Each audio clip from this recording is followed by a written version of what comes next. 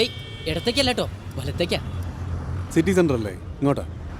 ഏയ് അല്ലാന്നേ, വലത്തേക്കാ. അല്ല മാഷേ, ഇതാ വഴി.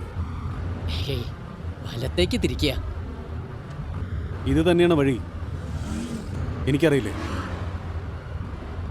വണ്ടി വലത്തേക്ക് തിരിക്കടാ. എങ്ങനെ? വണ്ടി വലത്തേക്ക് തിരിക്കടാ.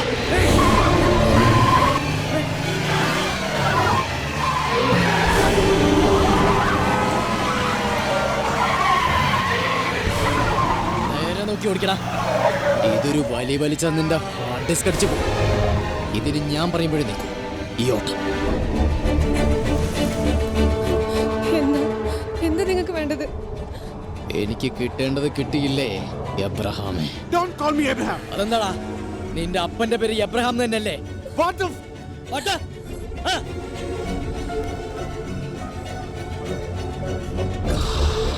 നിങ്ങൾക്കല്ലേ കോള.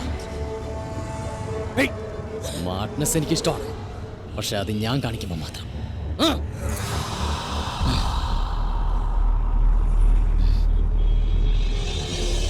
ഹലോ രവി, അമ്മോ.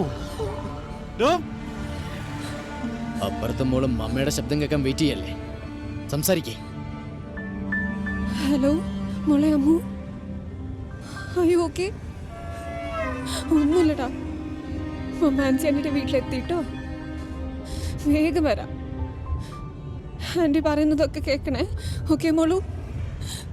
എന്നെയും കൂടി കരയിക്കല്ലേ പാർവതി. എനിക്കെന്റെ മോളോട് സംസാരിക്കണം. I want talk to her. ജീവിച്ചിരിക്കുന്ന കാലം വരെ ഒരാൾക്ക് സ്മാർട്ടാകാൻ പറ്റൂ. നിങ്ങൾ മോളെ നോക്കാൻ ഏൽപ്പിച്ച ബിയാട്രിസ്, അവൾ കുഞ്ഞുങ്ങളെ നോക്കാൻ മിടിക്കുക.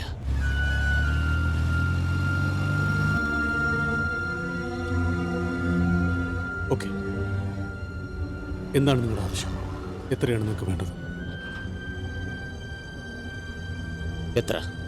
എത്രയുണ്ട് നിങ്ങളുടെ കയ്യിൽ? ഒരു 30-35 ലക്ഷം. അല്ല, 77,334,000 രൂപ. അത്രയുമുണ്ട്. To be exact. പരസ്പരമുള്ള കണക്കുകൾ എപ്പോഴും ശരിയായിരിക്കണ്ടേ എബ്രഹാമേ?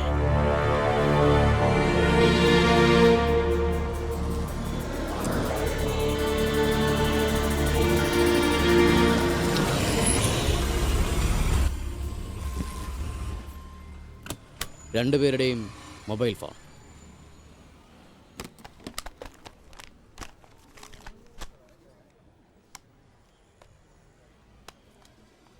രണ്ടും ടാബ്ഡാണ്, എന്നാലും വെറുതെ എന്തിനാ?